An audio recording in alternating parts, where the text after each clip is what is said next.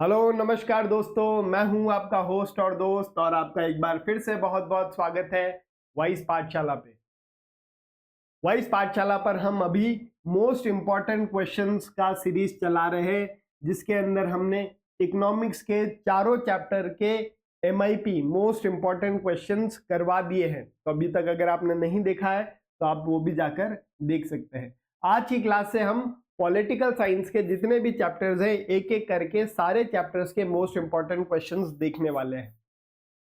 हमने इसके अलावा आपके जो बोर्ड एग्जाम के चैप्टर्स हैं, जो इंपॉर्टेंट चैप्टर्स हैं, सारे ही चैप्टर इंपॉर्टेंट हैं, सभी चैप्टर्स को इन डिटेल करवाया है। तो आप जो है वो चैनल के डिस्क्रिप्शन में जाके प्लेलिस्ट में जाकर सारे चैप्टर्स देख सकते हैं। जितने भी हमने चैप्टर्स करवा दिए हैं या करवाने वाले हैं, सबके PDF आपको नीचे डिस्क्रिप्शन बॉक्स में टेलीग्राम का लिंक दिया हुआ है, वहां से जाकर आपको मिल जाएंगे। तो अभी तक अगर आपने इस चैनल को सब्सक्राइब नहीं किया है तो मेरी आपसे सबसे एक रिक्वेस्ट है कि अभी इस चैनल को सब्सक्राइब कर लीजिए, ताकि हम आपके लिए बेटर से बेटर कंटेंट लेकर आते रहे। तो चलिए बिना किसी देरी के आज का हमारा ये लेक्चर स्टार्ट करते हैं। आज की क्लास के अंदर हम पॉलिटिकल साइंस का चैप्टर नंबर 1 पावर शेयरिंग के मोस्ट इंपॉर्टेंट क्वेश्चंस देखने वाले हैं। अब इसके अंदर हम कौन कौन से क्वेश्चंस देखेंगे? सबसे पहले हम देखेंगे आपके वेरी शॉर्ट आंसर्स। MIP के अंदर हम सबसे पहले देखेंगे वेरी शॉर्ट आंसर्स। अब ये जो वेरी शॉर्ट आंसर्स है ये आपके 2 मार्क्स के होते हैं। तो इसके अंदर आपको कितने पॉइंट लिखने हैं? कम से कम 2 से 3 पॉइंट बनाकर लिखने हैं। सोशल साइंस में जितने भी आंसर्स आप लिखें, मेक श्योर करें कि सारे पॉइंट में लिखें, पैराग्राफ में नहीं लिखे। पॉइंट में क्यों लिखना है? क्योंकि जो एग्जामिनर आपकी कॉपी चेक कर रहा है उसको चेक करने में आसानी होती है, वो पॉइंट्स ढूंढ रहा होता है, उसके पास में एक मार्किंग स्कीम आती है, उस मार्किंग स्कीम में पॉइंट वाइज आता है, तो वो वही पॉइंट आपसे भी एक्सपेक्ट करता है कि आप उसी फॉर्मेट में आंसर्स लिखें। सेकेंड जो है वो हम पढ़ेंगे शॉर्ट आंसर्स। शॉर्ट आंसर जो है वो आपके 3 मार्क्स के होते हैं और 3 मार्क्स वाले क्वेश्चन में मेक श्योर करना है आप 3 से 5 पॉइंट्स लिखें। ठीक है, तो मान लो कि आपने 5 पॉइंट लिखे, उसमें से 2 पॉइंट उसको पसंद नहीं आ रहे लेकिन 3 पसंद आ गए, तो 3 नंबर मिल जाएगा। मान लो आपने 3 ही पॉइंट लिखे, तो क्या पता उसको 1 पॉइंट जो है वो ढूंढ रहा है, नहीं है तो 2 ही नंबर देगा आपको। तो मेक श्योर करें जितने पॉइंट्स, जितने मार्क्स का क्वेश्चन है उससे 1-2 पॉइंट एक्स्ट्रा लिखे, ताकि अगर 1-2 पॉइंट अगर गलत भी हो तो आपके 3 अगर पॉइंट सही है तो आपको मार्क्स मिल जाएंगे। और लास्ट हम देखेंगे लॉन्ग आंसर्स। और लॉन्ग आंसर्स आपके कितने मार्क्स के होते हैं? लॉन्ग आंसर्स होते हैं आपके 5 मार्क्स के। और 5 मार्क्स वाले क्वेश्चन में आप मेक श्योर करें कि आपका जो है 1 पेज एटलीस्ट आप भरो, और इसके अंदर जो है आप मेक श्योर करो कम से कम 5 से 7 पॉइंट्स लिखो। 5 पॉइंट तब लिखना है जब आपको एग्जैक्टली आंसर पता है कि इसके अलावा तो आंसर हो ही नहीं सकता, लेकिन आप डाउटफुल है कि इसका क्या सही आंसर होगा, तो कभी भी 5 पॉइंट पे खत्म नहीं करना है। मेक श्योर करें कि 5 से 6 पॉइंट, 7 पॉइंट, 8 पॉइंट भी आप बना सकते हैं, जितने पॉइंट आते हैं बनाने। सोशल साइंस में बड़ा आंसर लिखने के नंबर नहीं कटते हैं, छोटा आंसर लिखने के कट जाते हैं।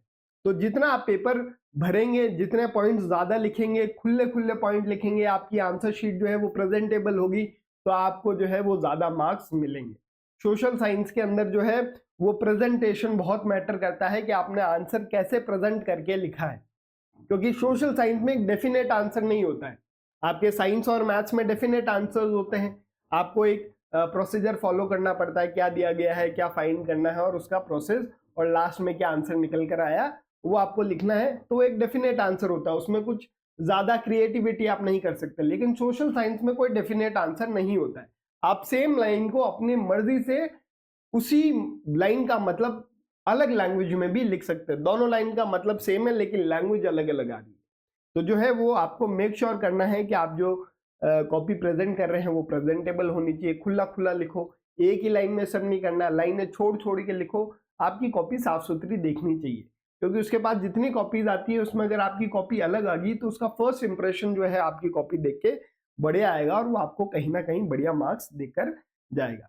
तो सबसे पहले वेरी शॉर्ट आंसर्स। पहला क्वेश्चन देखो, Why is horizontal distribution of power sharing important? Explain. Horizontal distribution of power को एक्सप्लेन करना है।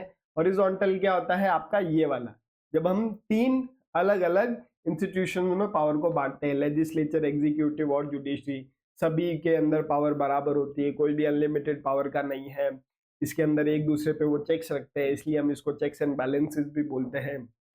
ये सारे पॉइंट्स इसके हो जाएंगे। Why do you think of power sharing? हम पावर शेयरिंग के लिए क्यों सोचते हैं? पावर शेयरिंग नहीं होगी तो क्या होगा? सेंट्रलाइजेशन ऑफ पावर होगा। तो हमको पावर शेयर क्यों करनी है उसका आंसर देना है। Why power share in democracy is essential? Democracy के अंदर पावर शेयरिंग जरूरी क्यों है? क्योंकि डेमोक्रेसी का मतलब ही क्या है कि एक आदमी रूल नहीं कर रहा है, सारे लोग मिलकर रूल कर रहे हैं। डेमोक्रेसी क्या है? Rule of people, by the people, for the people. तो मतलब एक आदमी के हाथ में पावर नहीं है, बहुत सारे लोगों के हाथ में पावर है, इसलिए डेमोक्रेसी के अंदर पावर एसेंशियल है। इसका आंसर आपको लिखना है। Third question, what two policies of Sri Lankan government had increase the feeling of alienation among Sri Lankan Tamils? Sri Lanka की जो सरकार है उसने ऐसे क्या स्टेप्स लिए जिससे श्रीलंकन तमिल्स के अंदर एलियनेशन मतलब सेपरेशन की भावना गवर्नमेंट से आ गई? तो वो आपके उसके आंसर लिखने हैं। Fourth question, describe 3 functions of government. Government के क्या क्या फंक्शंस है वो आपको एक्सप्लेन करना है। Fifth question, what were the demands of Tamil in Sri Lanka? Tamil जो है वो क्या डिमांड कर रहे थे श्रीलंका के अंदर? सरकार कुछ लेकर आई और उसके बदले तमिल्स ने भी कुछ अपनी डिमांड्स रखी, वो आपको बताना है। Six question, right any 2 features of Belgium constitution. Belgium का जो कॉन्स्टिट्यूशन है उसके 2 फीचर्स आपको लिखने हैं। अच्छा, इसमें अब जब 2 ही लिख दिया है तो आप 2 लिखोगे पॉइंट या 3 लिखोगे? आप मेक श्योर करो ज्यादा ही पॉइंट लिखो, 2 सही हो जाएंगे उसमें, ठीक है। Seventh question, which 2 steps were taken by Belgium government to accommodate the social differences? Belgium की सरकार ने वो कौन से स्टेप्स लिए जिसकी वजह से वहां पे जो अलग अलग एथनिसिटी है वो एक साथ में रह सके? जैसे फ्रेंच रहते थे, डच रहते थे, जर्मन रहते थे और भी बहुत सारे लोग रहते थे, तो उनको एक साथ में रहने के लिए बेल्जियम की सरकार ने क्या क्या स्टेप्स लिए ये आपको एक्सप्लेन करना है। Question number 8, mention any 3 provision of the act passed in 1956 in Sri Lanka as a part of majoritarianism measures. Sri Lanka के वो स्टेप्स बताने हैं जो उन्होंने 1956 में लिया जो कि मेजोरिटेरिज्म को दर्शाते हैं। तो वो कौन कौन से स्टेप्स थे वो बताने हैं। Question number 9, what were the demands of Sri Lankan Tamils? अच्छा देखो, अब ये सेम क्वेश्चन यहाँ पर आ गया, मतलब ये क्वेश्चन जो है वो रिपीट हुआ है, इस साल नहीं तो अगले साल, तो ये क्वेश्चन इंपॉर्टेंट है। Mention the factors on which power sharing arrangement works. कौन कौन से फैक्टर्स हैं जिसपे पावर शेयरिंग काम करती है? एक बार आप ये देख लो ये वाले क्वेश्चन, हालांकि इन सब के पीडीएफ आपको मिल जाएंगे। अगर आपको अभी क्वेश्चन नहीं दिख रहा है तो पीडीएफ आपको नीचे डिस्क्रिप्शन बॉक्स में टेलीग्राम का लिंक दिया हुआ है, वहां से जाके ये क्वेश्चन आप लोग डाउनलोड कर सकते हैं। इनके आंसर्स क्या होंगे? इनके आंसर्स आपको खुद बनाने हैं एनसीईआरटी पढ़कर, ठीक है। ये वाला भी एक बार देख लो, मैं एक बार थोड़ा हट जाता हूं ताकि आपको ये सारे क्वेश्चंस दिख सके। अब आगे देखो, question number 11, what values does community government promotes? Belgium सरकार की बात हो रही है। Where is this type of government establish? Community government जो है वो क्या प्रमोट करती है और ये कहां पर थी? तो बेल्जियम की बात हो रही है। Question number 12, state any 2 measures adopted by Sri Lanka in 1956 as a part of their majoritarianism policy. Same question वापस रिपीट हुआ है। Which factors are responsible for increasing the feeling of alienation among the Sri Lankan Tamils? वो कौन से factors थे जिसकी वजह से श्रीलंकन तमिल जो है उनके अंदर सेपरेशन एलियनेशन की भावना बढ़ी? Question number 14, what is a coalition government? Coalition government किसको बोलते हैं? तो ये आपका जो है वो 4th form of power sharing की बात हो रही है। यहाँ पे पावर शेयरिंग के हम 4 फॉर्म है, तो जो उसमें एनसीईआरटी में 4th फॉर्म लिखा हुआ है उसकी बात हो रही है। What do you know about the ethnic composition of Belgium? Belgium की एथनिक कंपोजिशन के बारे में आपको बताना है। Describe the ethnic composition of Belgium. ये जो है वो सेम क्वेश्चन है लेकिन और में पूछा गया है। Question number 16, what is democracy? Enumerate the importance of democratic principles. Democracy क्या होती है, डेमोक्रेसी के क्या क्या प्रिंसिपल्स होते हैं, डेमोक्रेसी क्यों इंपॉर्टेंट होती है, ये आपको इसके अंदर लिखना है। एक बार मैं फिर से हट जाता हूँ, आप इसका स्क्रीनशॉट ले सकते हैं, नहीं तो आपको टेलीग्राम से इसका पीडीएफ भी जो है वो मिल जाएगा। अब हम बात करेंगे शॉर्ट आंसर्स क्वेश्चंस की, जो कि हैं आपके 3 मार्क्स के, ठीक है। ये थे आपके 2 मार्क्स वाले वेरी शॉर्ट आंसर्स। अब हम 3 मार्क्स वाले क्वेश्चन देख रहे हैं। In modern democracy power sharing arrangement can take place in many forms, explain this statement. Democracy के अंदर पावर जो है वो अलग अलग तरीके से शेयर कर सकते हैं। कौन कौन से तरीके हैं? 4 तरीके आपको बता रखे हैं, तो वो आपको एक एक दो लाइन में उनको मेंशन करना है। How did the Belgian government accommodate the social differences, explain with the example. Belgium की सरकार ने अलग अलग लोगों को अकोमोडेट कैसे किया, इसको आपको बताना है। तो बेल्जियम का पूरा अकोमोडेशन मॉडल आपको एक्सप्लेन करना है। How is the idea of power sharing emerge, explain different forms that have common arrangement of power sharing. Power sharing का आइडिया क्यों इमर्ज हुआ और पावर शेयरिंग के क्या क्या फॉर्म्स हो सकते हैं वो बताने आपको। Question number 4, explain the Belgium model of power sharing. Belgium का जो पावर शेयरिंग का मॉडल है वो एक्सप्लेन करना है। अच्छा, ये वाला क्वेश्चन और ये वाला क्वेश्चन लगभग सेम ही बता रहा है, बस लैंग्वेज क्वेश्चन की चेंज है। Question number 5, examine any 4 reasons for strained relation between Sri Lankan between Sinhala and Tamil communities. Sinhala community और तमिल कम्युनिटी के बीच में जो है वो दूरियां क्यों बढ़ी, उसके आपको रीजंस लिखने हैं। Describe any 3 demands of Sri Lankan Tamils, how did they struggle for their demand. Sri Lankan Tamils ने क्या 3 डिमांड की और उन्होंने कैसे स्ट्रगल किया अपनी डिमांड्स को मनवाने के लिए। तो एक बार मैं फिर से जो है वो हट जाता हूं, आप इसका स्क्रीनशॉट ले सकते हैं या जो है आप इसकी पीडीएफ भी डाउनलोड कर सकते हैं टेलीग्राम से। Question number 6, describe any 3 provision of the act which was passed in Sri Lanka in 1956 to establish Sinhala supremacy. 2 नंबर वाले में भी पूछा है, 3 नंबर वाले में भी पूछा है और 5 नंबर वाले में भी पूछ सकते हैं। सेम क्वेश्चन है, लैंग्वेज चेंज कर दी है। तो अब अगर 3 नंबर वाले में पूछा है तो थोड़े ज्यादा पॉइंट लिखने हैं, 5 वाले में लिखा है तो पूरा ही एक्सप्लेन कर देना है। Highlight any 3 measures adopted by Belgian government to accommodate regional and cultural diversity. मतलब बेल्जियम का अकोमोडेशन मॉडल एक्सप्लेन करना है। देखो लैंग्वेज चेंज हो रही है लेकिन आंसर वही है। तो इस चैप्टर में ज्यादा क्वेश्चंस बन नहीं रहे, आप देख रहे हो घुमा फिरा के वही टॉपिक्स बार बार पूछ रहे हैं। तो आप इन टॉपिक्स पे अगर पहले से क्वेश्चन आंसर्स लगा लेते हैं तो आप मान के चलिए कि एग्जाम के अंदर भी यही क्वेश्चन आएगा। लैंग्वेज चेंज हो सकती है या लैंग्वेज भी सेम आएगी, तो अगर आप पहले लगा लेते हैं तो एग्जाम के अंदर जो सोचने का टाइम है वो कम हो जाता है। सोचने का टाइम होगा तो आप जो है वो जल्दी पेपर कर पाएंगे, जल्दी पेपर करेंगे तो आपके पास रिवीजन का टाइम होगा और आप उसके अंदर कुछ एड ऑन्स भी कर सकते हैं। स्ट्रेस फील आपको नहीं होगा एग्जाम के अंदर। Question number 8, discuss the power sharing in democracy among the different organs of the government. Different organs मतलब आपका हॉरिजॉन्टल डिस्ट्रीब्यूशन ऑफ पावर की बात यहाँ पर कर रहे हैं, क्योंकि जब लेवल्स होता है तो वर्टिकल हो जाता है, ऑर्गन्स होता है तो हॉरिजॉन्टल हो जाता है। ये आप जब एनसीईआरटी पढ़ोगे ना, ये जो कीवर्ड्स हैं ये एनसीईआरटी बिना पढ़े आप नहीं कर सकते।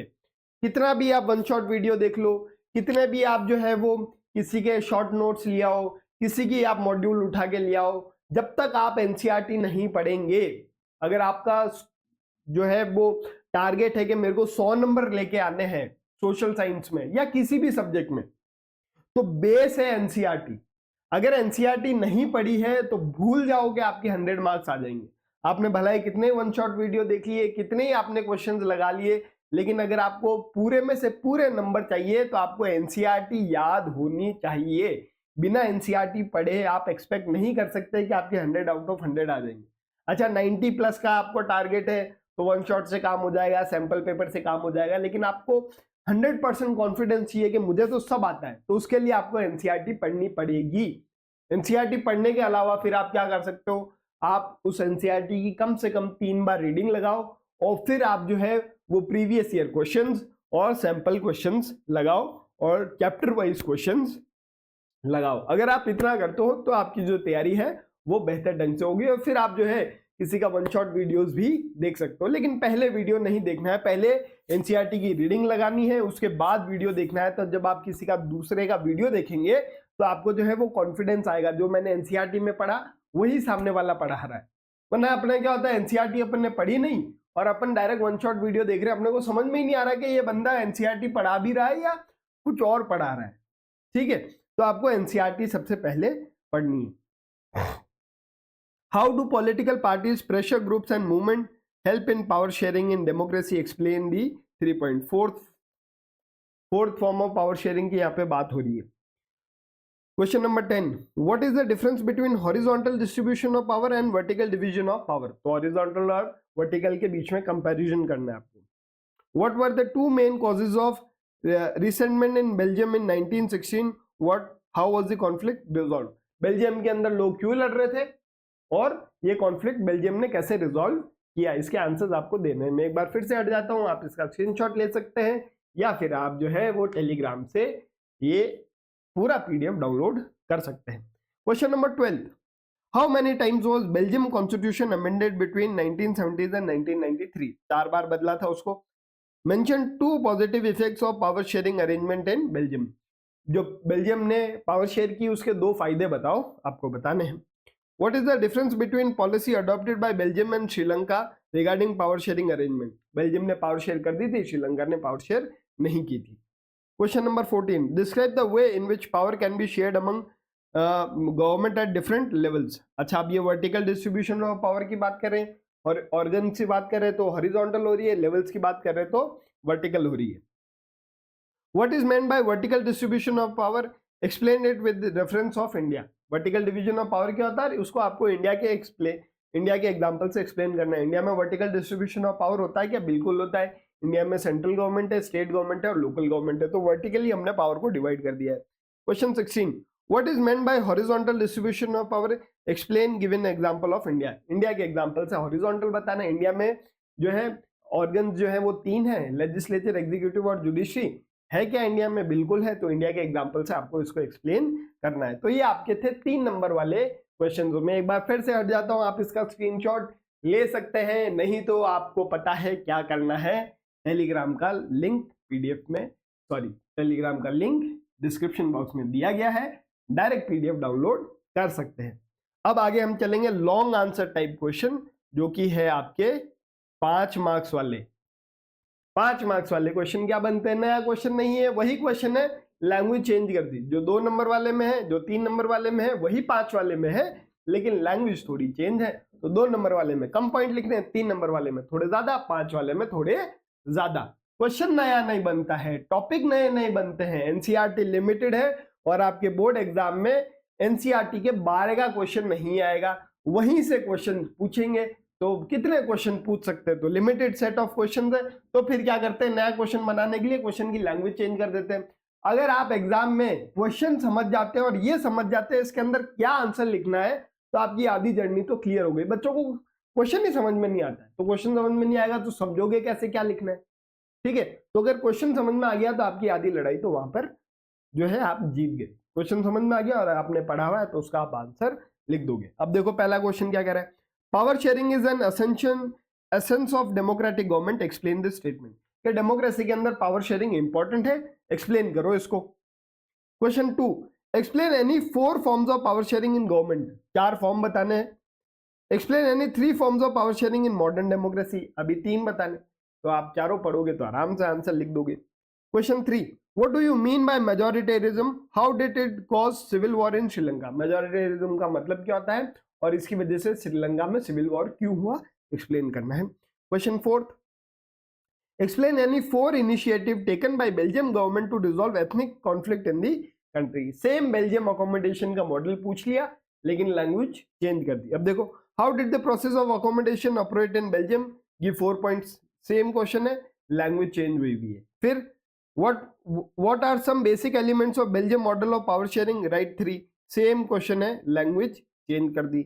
Explain any 3 main features of new constitution of Belgium, same है क्वेश्चन, लैंग्वेज चेंज कर दी। सबका आंसर सेम है लेकिन सबके क्वेश्चंस क्या है, अलग अलग। मैंने वही बोला कि सोशल साइंस के अंदर आप जो है वो आपकी क्यूरियोसिटी कितनी काम करती है उसके हिसाब से आप जो है वो आंसर बड़ा छोटा लिख सकते हो। आंसर बड़ा भी कर सकते हो, आंसर छोटा भी कर सकते हो, कोई डेफिनेट तरीका नहीं है कोई आंसर लिखने का। आप सेम आंसर को अपनी लैंग्वेज में अलग लिख सकते हो लेकिन मतलब वही निकलना चाहिए। ये एक ही क्वेश्चन है जिसका आंसर सेम है लेकिन इसकी लैंग्वेज चेंज हो गई, समझ रहे हो आप। तो सोशल साइंस भी जब आप आंसर लिखते हो तो जरूरी नहीं है आपको एनसीईआरटी में जो लिखा है as it is copy paste करना है। एनसीईआरटी में जो लिखा है लिखना वही अपनी लैंग्वेज में लिख सकते हो, मतलब वही निकलना चाहिए, मतलब चेंज नहीं होना चाहिए। यहाँ पर क्वेश्चन का मतलब चेंज नहीं हो रहा है, लैंग्वेज चेंज हो रही है।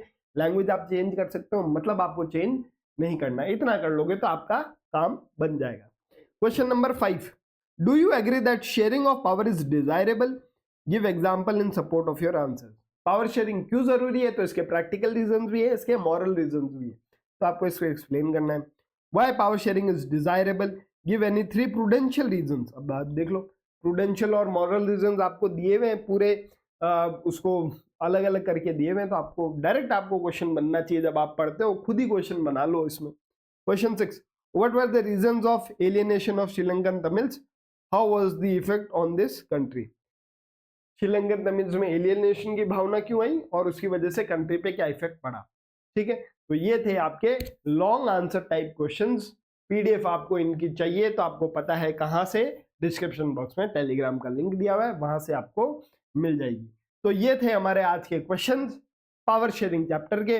नेक्स्ट लेक्चर हमारा जो आएगा वो आएगा फ्राइडे 8:30 बजे। अच्छा, हमने जो है हमारे वीडियोस की टाइमिंग चेंज कर दी है। पहले हमारे वीडियोस आते थे 4 बजे, अभी कितने आएंगे 8:30 बजे। हमारे वीडियोस जो हैं वो every Monday, every Wednesday, every Friday. पहले आते थे 4 बजे, अब आएंगे ये आपके 8:30 बजे। ठीक है, नेक्स्ट जो चैप्टर है, नेक्स्ट MIP जो हम करने वाले हैं वो हम करने वाले हैं फेडरलिज्म की। तो आप जो है वो फ्राइडे से पहले पहले फेडरलिज्म एक बार चैप्टर पढ़ लेना, और फिर जब मैं क्वेश्चंस दूं तो घर जाके उन क्वेश्चंस के आंसर्स भी लगा लेना। इतना करते हो तो आपकी तैयारी बहुत बेहतर तरीके से हो जाएगी। तो ये था हमारा आज का लेक्चर। आई होप आपको आज का लेक्चर पसंद आया होगा। अगर आपको हमारी ये मेहनत पसंद आ रही है तो चैनल को जरूर से लाइक कीजिए, शेयर कीजिए, सब्सक्राइब कीजिए। हम मिलते हैं आपको फ्राइडे शाम 8:30 बजे। तब तक के लिए जय हिंद, जय भारत।